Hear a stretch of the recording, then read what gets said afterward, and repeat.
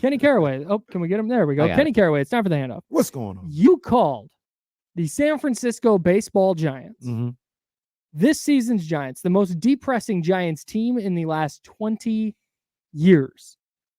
Why? They're just lifeless. They're just lifeless. There's no real hope. We all saw this coming. And then they tried to sell us a dream, right? Like, that's the other thing. Like, if we knew, if Farhan and the Giants would have came out at the beginning of the year and said, you know what, we need to just rebuild everything. We need to strip this thing down, get the payroll right, get these young guys out here, you know, and that's the way we're going about it. Cool. But we're getting Blake Snell, and we really think we could do this, and Robbie Ray and Soler, and we can. It's like, stop, bro. And then on top of that, they messing with the young guys. Yeah. Julio Ramos, who ended up being one of their all-stars, they sent that guy down early. The only reason he came back up was because of injury. So it's just a clown show over there, to be honest with you. Like, Farhan don't know what he's doing. He don't have any real plan or objective. And then, like, a lot of the stuff, it goes up to the ownership, and Charles Johnson just doesn't care about. He doesn't care about what made the Giants special before. They were really tapped into their history, to the city. You know, when Peter McGowan and Larry Bear were there, and Charles Johnson just doesn't really care about baseball. No, I don't think he does. They're the worst thing a team can be. They're mid and boring. Yes, it's just, we were talking about this earlier. There's nothing worse. If you're terrible, at least there's like, hey, a funny thing might happen, or you might be looking forward to the draft, or maybe you had a high pick who you're watching.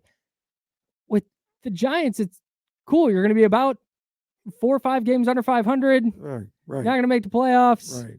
None of your young guys. Elliot Ramos being good was a big deal, and Hayden Birdsong's been fun.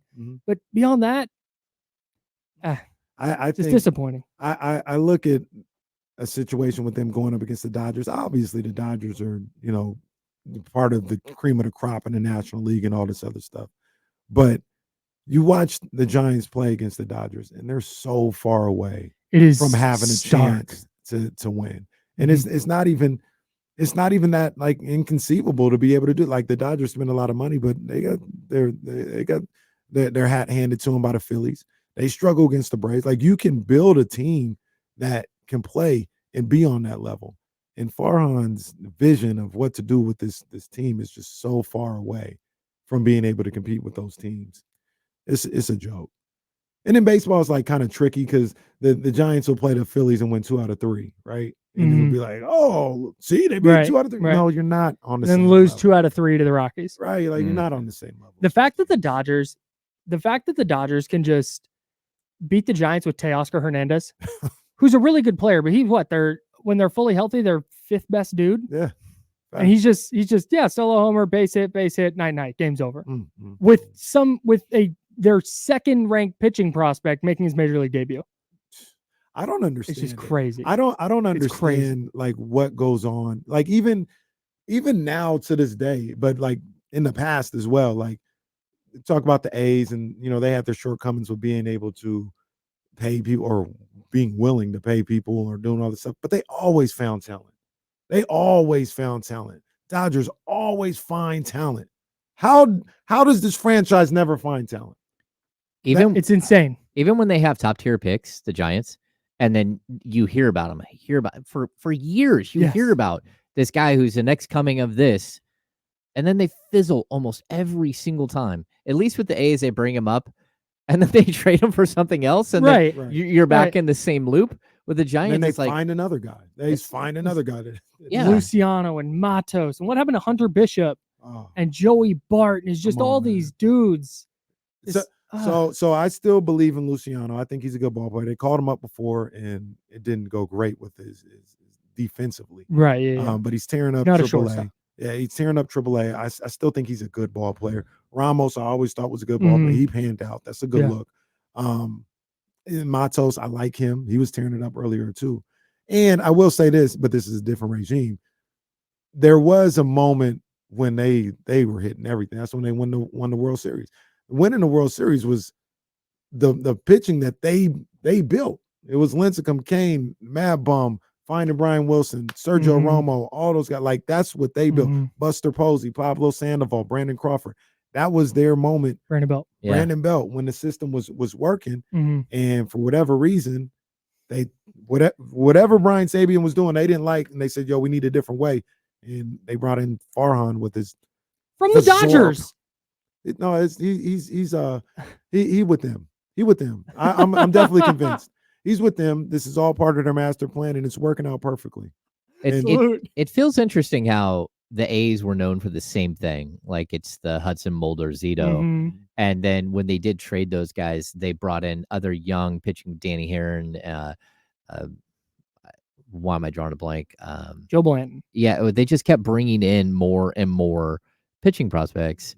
Now I feel like they don't have any pitching prospects. Mason Miller becomes like a superstar closer, but we're not hearing about like the next version that's coming up. And it's like, even like AJ Puck, we were waiting for years and it never happened. Jesus Luzardo, same thing. Yeah. All these guys who were waiting to come in and like be this guy.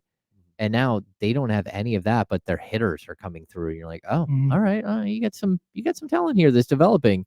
Yeah. It's interesting to watch, but at least, being bad and boring is the worst. Like, I cover the Kings from 2010 to 2017, where like that was bad basketball. Almost every year is bad, but they were never boring. We had 2 full-blown relocation attempts. We had DeMarcus Cousins doing what he's doing all the time. You've got like the chaos of the George Karl situation. It was always something with brewing, the change of ownership, the new stadium, all these things.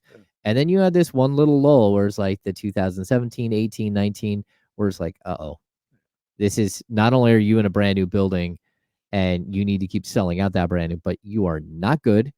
And a lot of Willie Cauley-Stein. a lot of like, what's going to happen next? Where you got to bring in a Vince Carter just to bring some excitement to the offseason, knowing that he's 40 years old and he's not really going to help that much. But the biggest thing with the Giants right now is pick a direction. I think after winning, at least for me, won 3 championships in 6 years or whatever the case may be. I've seen more championships with them than I would have ever imagined. They have the cachet as a franchise to strip it down and just work on building the farm system up. But they're doing this little stupid. No, we think we can get it done, and then when they're wrong, like we knew they would be, well, we're gonna have to relook at this thing, and might have to be sellers again.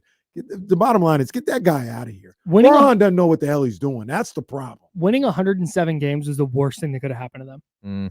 Because now they're talking themselves every year into, hey, if this guy can just be Darren Ruff. Dude, hey, that happened.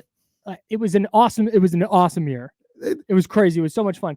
But now they're trying to do that every year instead of going, hey, forget Blake Snell, forget Matt Chapman, Casey Schmidt, you're the everyday third baseman. Yeah, where's he at? Luis Matos, you're in the lineup every day. Marco Luciano, you're in the lineup every day. Like, that's just Patrick Bailey. Get Blake Sable back up. Like, just getting these guys in major league lineups, getting them at bats and figuring it out. They gave this guy an extension. They gave this bum an extension this offseason. He can't play. No disrespect. What do you guys got coming up on D-Lo and Casey? We got to talk about the final nail in the coffin for the rest of the NBA. It is over. It is over. Oh, word? Because the Kings have signed that guy. Oh. It's over. Can't wait to hear about it. D-Lo and KC coming up next. James and I will be back tomorrow at 10 a.m. Until then, drink water and be nice to people. Bye.